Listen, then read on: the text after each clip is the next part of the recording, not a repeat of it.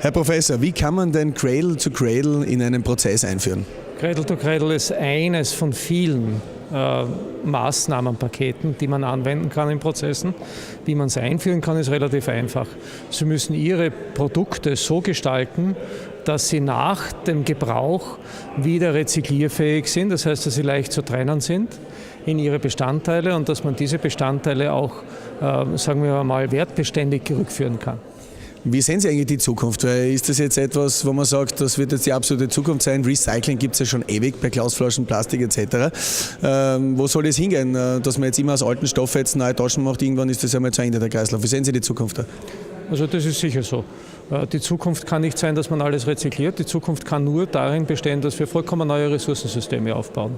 Das Wesentliche wird sein, dass wir auf erneuerbare Ressourcen gehen, auf der einen Seite. Und das Zweite wird sein, dass wir die Ressourcen, die wir in die Gesellschaft nehmen, also alle die nicht erneuerbar sind, Metalle auf- und abwärts, dass wir die so oft als möglich in der Gesellschaft rezyklieren, aber dann natürlich auch entsprechend und gezielt ausschleusen.